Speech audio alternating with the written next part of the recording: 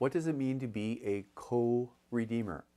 St. John Paul II called all Christians to be, quote, co-redeemers in Christ. Pope Benedict XVI Emeritus at Fatima called all people to be, quote, redeemers in the capital R, Redeemer. What does it mean? Well, first of all, Jesus is our one divine Redeemer who redeems us from sin and death and the bondage of Satan.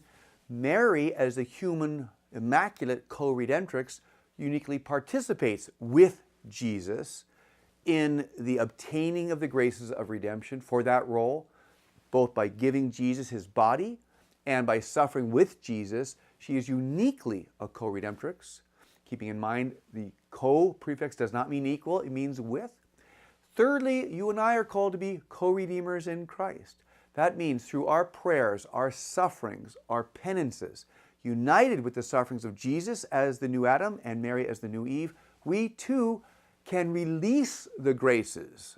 We cannot obtain, but we can release the graces obtained by the new Adam and the new Eve to be applied to souls in our day.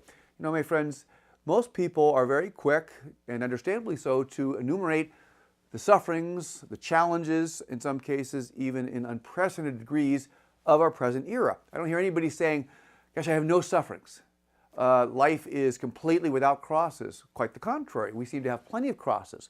That's on this side, our crosses. On this side, our recognition of the needs of people for grace, for salvation, for intercession. But we want to connect the suffering that we're enduring through offering for the petitions, for the salvation, for the sanctification of ourselves, but also for others. How do we do that? By an act of the will, by patiently enduring to the extent that we can, by offering our prayers, our sufferings, our sacrifices, our sicknesses, and as Our Lady said at Fatima, those things which we cannot change. By offering those for the salvation of souls, we become co-redeemers. Co-redeeming right now is at a critical point because there are so many in need of the graces of Jesus Christ. And as St. John Paul II said, Jesus leaves redemption open to us in the order of love. Not because he has to, but because he wants to. That's what St. Paul means with Colossians 1:24, to make up what is lacking in the sufferings of Christ for the sake of his body, which is the church. St. Padre Pio is one of the greatest examples of a co-redeemer, a human who endures suffering and offers it in union with the sufferings of Jesus and Mary for souls, and all the manifest phenomena of bilocation and healings and cures that were part and parcel of Padre Pio's life. We are called to be little co-redeemers, faithful co-redeemers. And I would say also, one way that we can be a co-redeemer is to assist in the proclamation of Mary as the co-redemptrix. Why do I say that? Because for 100 years, there's been a campaign in the Church to acknowledge Mary's unique sufferings with Jesus as the co-redemptrix and her consequent role as the mediatrix of all graces. Then, after this 100-year period, which started in 1915, continued in the Church, then we had apparitions. Some 30 years after the beginning of this movement for the solemn definition of Mary's co-redemptrix and mediatrix, Our Lady appears at Amsterdam.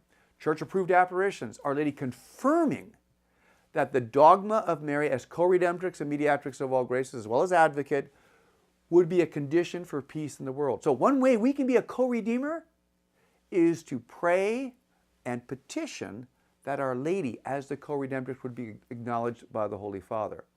2 simple steps I would suggest to you. Number 1, pray the prayer of the Lady of all nations. This is a prayer Our Lady gave specific to the proclamation of her as the co-redemptrix, mediatrix, and advocate. You can get it online. You can call us. We'll send you as many prayer cards as you need. Our number, 740-937-2277. Or you can email us at mary@motherofallpeoples.com. Just leave your name and address, how many prayer cards you want. We'll send it to you free of charge. Second thing we can do is to petition Pope Francis for the proclamation of Mary as the co-redemptrix, mediatrix, and advocate. Why? Because this is the way Catholic dogmas happen. Prayers and petitions. Popes have thanked the people for their petitions because it's easier for a Holy Father to proclaim the truth about Our Lady with the support of millions of the faithful than to do so on his own. Clearly, Pope Francis is open to the voice of the people.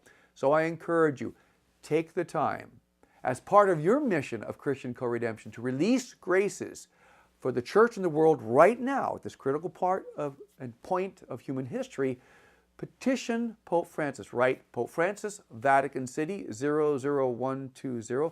Take you 5 to 7 minutes. From the United States, put 3 postage stamps on the front of your envelope. Pope Francis, Vatican City, 00120. Send it to the Holy Father with a note from your heart to his saying that you believe it's the right time to acknowledge Mary's role as the co-redemptrix and mediatrix. Keep in mind, my friends, that Our Lady herself has confirmed that only with this proclamation will peace enter the world. Why? Because Jesus wants the suffering and the motherhood of his mother in relation to each one of us to be acknowledged. Then and only then will we receive the peace prophesied at Fatima, the era of peace for the world. So let's do our part as co-redeemers in Christ, praying, suffering, offering our sufferings, making special sacrifices, uniting our sufferings with the sufferings of Jesus for souls, and doing our part, A, praying, B, petitioning that Our Lady's role as co-redemptrix, as well as mediatrix and advocate, will be acknowledged by the Pope. In that way, we will really profoundly participate in the release of grace, which will indeed save souls.